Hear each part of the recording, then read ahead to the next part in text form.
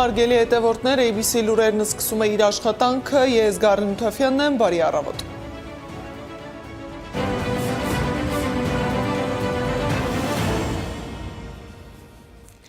Երևան են ժամանել բարձրաստիճան պաշտոնյաներ տարբեր երկրներից մասնակցելու եվրոպական քաղաքական համայնքի 8-րդ գագաթնաժողովին։ Այս պահի դրությամբ արդեն Հայաստանում են Եվրամիության պատվիրակությունը, ՆԱՏՕ-ի գլխավոր քարտուղար Մարկ Ռյուտեն, Ֆրանսիայի նախագահ Էմանուել Մակրոնը, Կանադայի վարչապետ Մարկ Քարնին, Միացյալ Թագավորության վարչապետ Քիր Սթարմերը, Ուկրաինայի նախագահ Վլադիմիր Զելենսկին, Հունաստանի նախագահ Կոստանտինոս Տասուլասը, Մոնակոյի իշխան Ալբեր II, Ֆինլանդիայի վարչապետ Պետերի Օրպոն, Սերբիայի վարչապետ Ջուրո Մացուտը, Նորվեգիայի վարչապետ Յոնաս Գահար Ստյորեն, Լեհաստանի վարչապետ Դոնալդ Տուսկը, Չեխիայի վարչապետ Անդրեյ Բաբիշը, Մոլդովայի նախագահ Մայա Սանդուն, Ռումինիայի նախագահ Նիկուշոր Դանը, Մոնտենեգրոյի նախագահ Յակով Միլատովիչը, Բելգիայի վարչապետ Բարտ Վևերը, Իռլանդիայի վարչապետ Միխոլ Մարտինը, Վրաստանի վարչապետ Իրակլի Կոբախիձեն, Հյուսիսային Մակեդոնիայի նախագահ Գորդանա Սիլյանովսկա Դավկովան, Ալբանիայի վարչապետ Էդի Ռաման, Իտալիայի վարչապետ Ջորջա Մելոնին, Կիպրոսի նախագահ Նիկոս Քրիստոդուլիդիսը։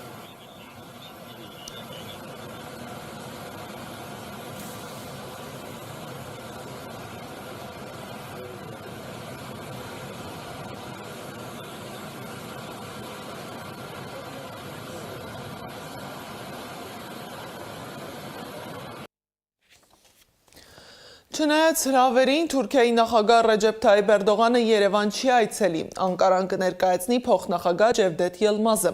Սա 2008 թվականին նախագահ Աբդուլլահ Գյուլի այցից հետո կլինի Թուրքիայի ամենաբարձր մակարդակի այցը Հայաստան։ Երևան չի գա նաև Գերմանիայի կանցլերը Ֆրիդրիխ Մերցի գրասենյակը դա պատճառաբանել է աշխատանքային զբաղվածությամբ։ Այսպիսով Եվրոպական քաղաքական համայնքի գագաթնաժողովն առաջին անգամ տեղի կունենա առանց Գերմանիայի կառավարության ղեկավարի ներկայության։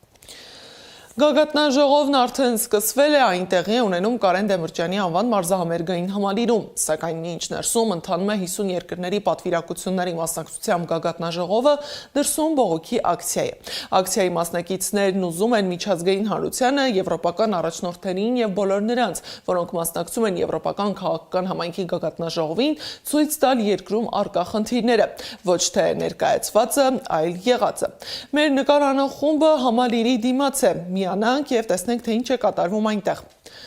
Անի, բարի առավոտ, դու եթերում ես, խնդրում եմ ներկայացրու, թե ինչ է կատարվում այնտեղ։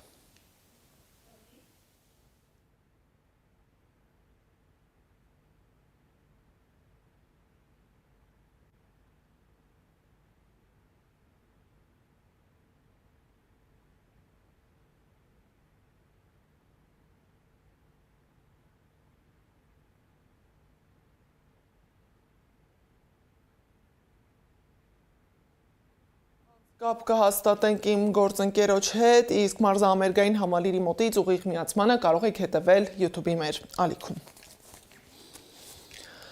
Իսկ երեկոյան Էմանուել Մակրոնը Հայաստանի Հանրապետությունում Ֆրանսիայի դեսպան Օլիվիե դը Կոնտինին և Նիկոլա Ազնավուրը զբոսնել են Երևանում։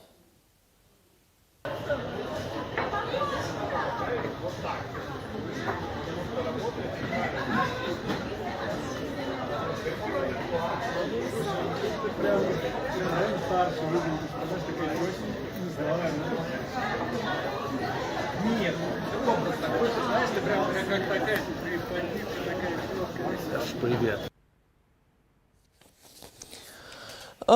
Մենք կրկին միանանք մարզահամերգային համալիր և տեսնենք, թե ինչ է կատարվում այնտեղ։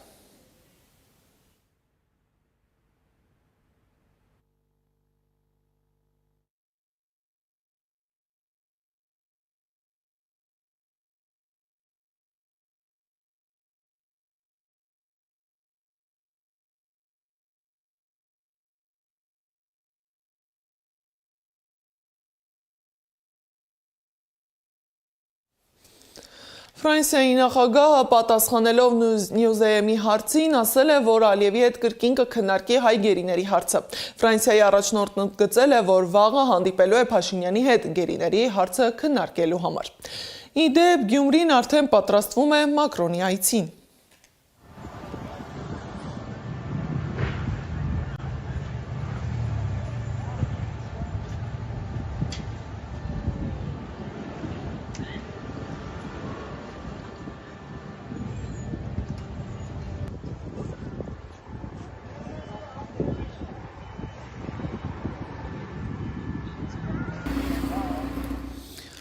Իսկ անձրևից հետո քաղաքն սկսել են շտապ ասֆալտապատել, սակայն որոշ հատվածներում ասֆալտը չի դիմացել եղանակային պայմաններին։ Եղանակային պայմանները 5-ից 7 աշյան, 8 աշյան, անձեր է, անձրևին է, ասֆալտ կրեցի։ Kamera já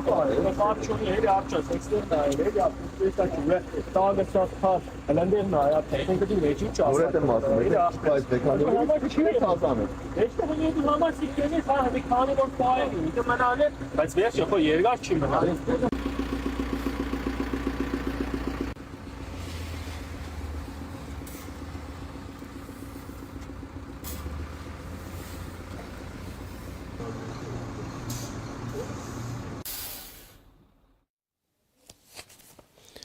Իսկ Երևանում երթևեկությունը խիստ սահմանափակված է։ Քաղաքապետարանը հրապարակել է մայիսի 4-ից 5-ը փակվող փողոցների ցանկը։ Մայիսի 4-ին ժամը 7-ից 19:00-ն փակ են լինելու Հաղթանակ կամրջից Աթենքի փողոց տանող ճանապարհահատվածը,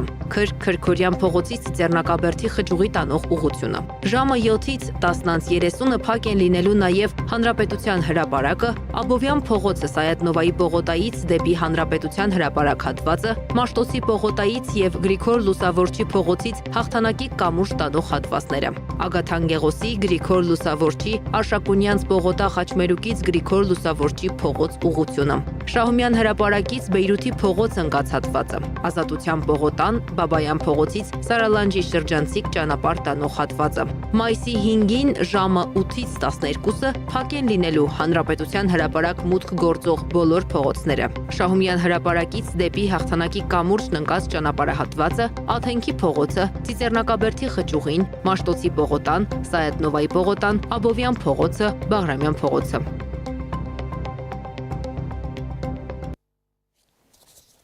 Համապետական ընտրությունից շաբաթներ առաջ Եվրոպական քաղաքական համայնքի եւ ԵՄ Հայաստան գագաթնաժողովների ակտիվ քննարկումների թեմա է դարձել։ Հայաստան դաշինքի գնահատմամբ Հայաստանի իշխանության հետաքրքրությունը ոչ թե Հայաստան-ԵՄ հարաբերությունների բովանդակային զարգացումն է, այլ եվրոպական քաղաքական շրջանակներին Հայաստանի ներքաղաքական գործընթացներում օգտագործելը։ Նման միջոցառումների անցկացումը Հայաստանի իշխանության կողմից անխուսափելիորեն ներկայացվելու է որպես արտաքին զորակցություն։ Ցավով արձանագրում ենք, որ Եվրոպական միության գործադիր իշխանությունը ներկայացնող անձանց հայտարարությունները միայն ավելացնում են մեր մտահոգությունները առ այն, որ Հայաստանի իշխանության մանիպուլյատիվ գործողությունները կարծես ստանում են եվրոպական սատարում։ Հայաստանյան քաղաքական գործընթացներում մենք չենք ակնկալում արտաքին քաղաքական որևէ դերակատարի, այդ թվում Եվրոպական միության միջամտությունը։ Սակայն Հայաստանի արտաքին գործընկերների շրջանում Եվրոպական միությունն այն եզակիներից է, որն ունի իրավապայմանագրային պարտավորություններ հետևելու Հայաստանում օրենքի գերակայությանը եւ ժողովրդավարական գործընթացներին։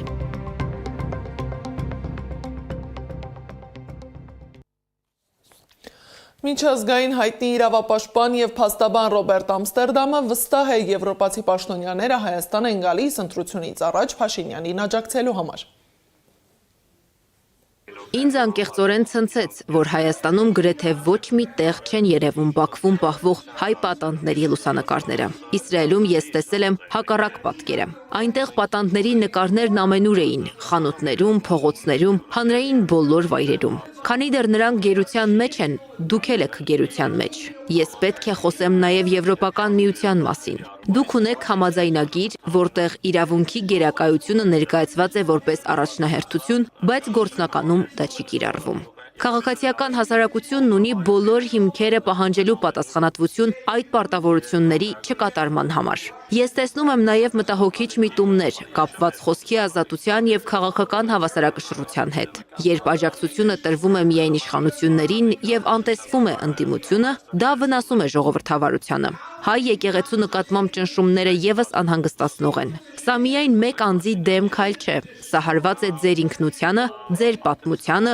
լեզվին եւ մշակույթին։ Ժամանակն է վեր կենալ պասիվ վիճակից եւ գործել։ Դուրս եկեք փողոցներ, բարձրացրեք ձեր ձայնը, կրեք պատանդների դիմանկարները եւ ստիպեք, որ աշխարհը տեսնի ու արձագանքի։ Իրական փոփոխությունները տեղի են ունենում ոչ թե լռության մեջ, այլ մարդկանց ակտիվ գործողությունների արդյունքում։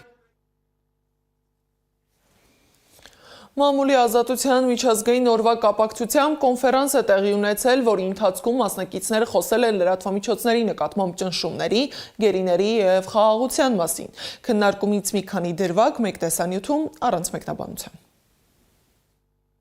Թեև Հայաստանում խոսքի և մամուլի ազատության ոլորտում խնդիրներ եղել են միշտ, որևէ տեղ և որևէ իշխանություն չի սիրում լրատվամիջոցներին և լրագրողներին, բայց հատկապես վերջին 8 տարիներին Հայաստանում զանգվածային լրատվության միջոցները մեծ թվով առանձին լրագրողներ ենթարկվում են իշխանությունների կողմից կազմակերպվող հետևողական համակարգային հարձակումների, սկսած շինծ ու քրեական գործերից ու ֆիզիկական սպառնալիքներից մինչև սոցցանցային հարձակումներ, բարոյահոգեբանական տեռոր, անձնական ու խոսքի ազատության սահմանափակումներից մինչև լրատվամիջոցների և լրագրողների դեմ դատական հայցեր, լրատվամիջոցներից վերցվում են գործունեության տարածքները։ Հանրային հեռուստաընկերությանը, ով առանց այդ էլ շատ մեծ ֆինանսավորում ունի պետության կողմից, անհավասար պայմաններ ստեղծելով տրվում է գովազդի հնարավորություն, ամբողջ մեդիադաշտին զրկելով դրա նյութական անկախ լինելու հիմնական միջոցի առավելություններից, բնականաբար հանրային հեռուստաընկերությունը անմրցելի է այս պարագայում այլ զանգվածային լրատվամիջոցների դեմ, որտեղ ամենամեծ սպառումն ունի Հայաստանի Հանրապետությունում եւ ցանկացած գովազդատու ցանկանալու առաջին հերթին գովազդա տեղադրել այդտեղ։ Գործընկերս Արամ Օրբելյանն նշեց նաեւ օրինակ տարբեր տեսակի գովազդների սահմանափակումներ, ել չասեմ տնտեսվարողներին ուղակի հասցվող մեսիջները, որ այս լրատվամիջոցներին պետքա գովազդ դուք չտաք, բնականաբար ֆինանսավորումից զրկելով։ Այլ ինչ տեսք ունի այս խաղաղության գործընթաց կոչվածը։ Նա ունի օրինակ պղծված եկեղեցիների կամ գերեզմանների, անտեր մնացած տների ոչնչացվող գույքի տեսք։ Եվ գիտեք, դուք իրավունք չունեք խոսելու, որ մեր հոգևոր ժառանգությունը ոչնչացվում է, որովհետև էլի դրանով էլի է խանգարելու խաղաղության գործընթացին։ Պետք չի դրա մասին։ Ոչ միայն պետք չի խոսել, այլ հակառակը ամեն գնով իշխանության մակարդակով արդարացվում է։ Վերջին օրինակը Ստեփանակերտի Մարտ տաճարի ոչնչացման արդարացումը,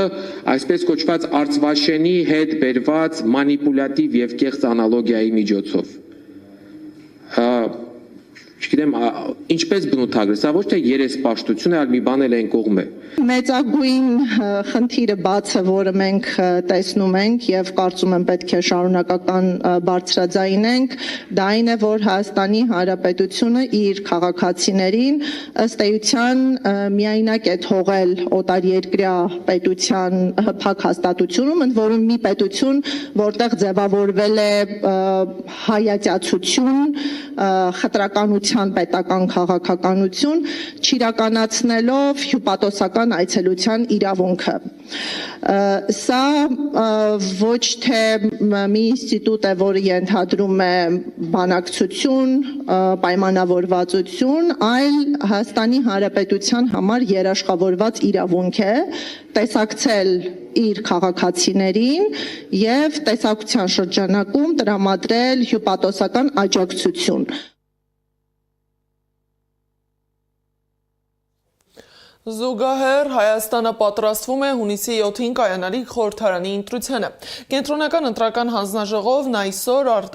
3 ներողություն արտահերթ նիստ էր հրավիրել։ Ընտրությանը մասնակցող քաղաքական ուժերը ընտրել են, թե որ համարի ներքո են լինելու քվեաթերթիկներում։ Եվ այսպես, առաջին համար ռեֆորմիստների կուսակցություն,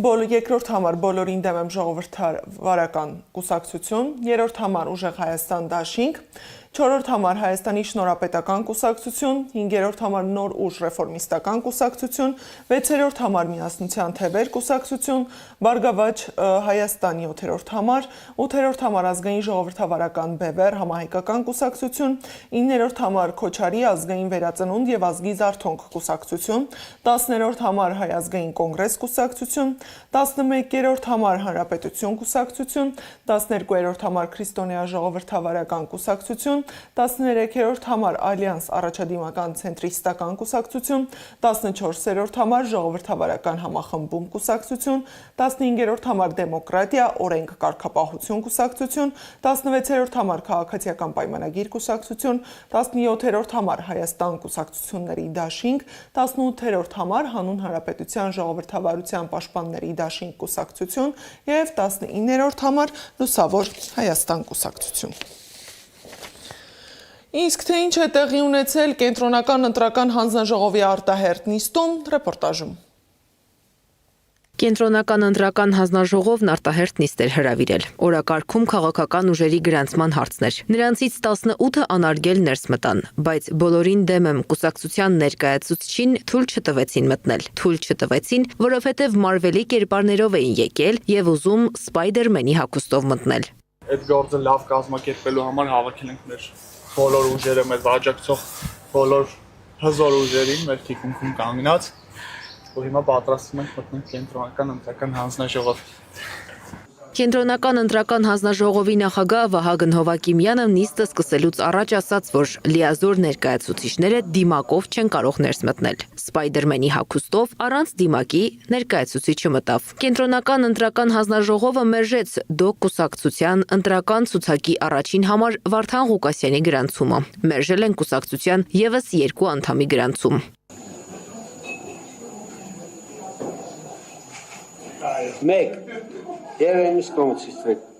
Գրանցումներին հաջորդել է վիճակահանությունը։ Քաղաքական 19 ուժ ընտրությանը մասնակցելու համարն է ընտրել։ Պետական կուսակցություն լիազոր ներկայացուցիչ։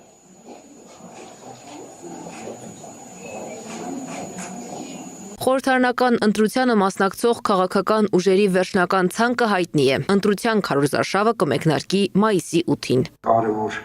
ամսաթիվը դա հունիսի 7-ն է, այդ օրը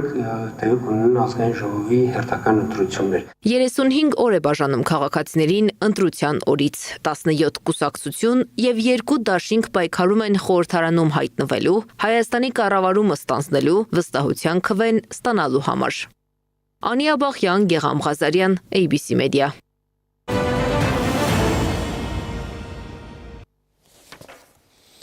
Լիբանանի առողջապահության նախարարությունը հայտարարել է, որ 2026 թվականի մարտի 2-ից մայիսի 2-ն ընկած ժամանակահատվածում Իսրայելի հարձակումների պատճառով զոհերի թիվը հասել է 2659-ի, տուժել է 8183 մարդ։ Հիշեցնեմ, որ ապրիլի 16-ին Լիբանանն ու Իսրայելը հայտարարել են հրադադար, որն ուժի մեջ է մտել ապրիլի 17-ի կեսգիշերին։ Չնայած դրան, Ցախալը շարունակում է հարվածել Լիբանանի հարավային բնակավայրերին Հեզբոլլահի մարտիկներին սպանելու պատրվակով։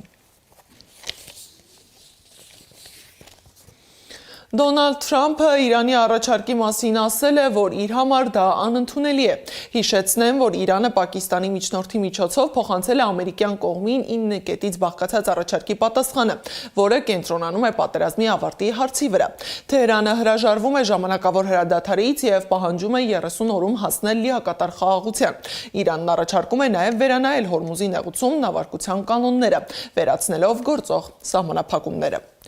Միացյալ Նահանգները մտադիր է կրճատել ռազմական ներկայությունը Գերմանիայում, ավելի քան 5000 զինծառայողով։ Եվ վերջում եղանակի մասին, օդի ջերմաստիճանը մայիսի 4-ին ցերեկը կբարձրանա 2-ից 4 աստիճանով, կեսօրից հետո սպասվում է կարճատև անձրև և ամպրոպ։ Այս ժամի համար նախատեսել էինք այսքանը, շարունակեք հետևել մեզ սոցիալական բոլոր ցանցերում, իսկ մենք կհանդիպենք ժամը 12-ին, մաղթում եմ արդյունավետ երկուշաբթի։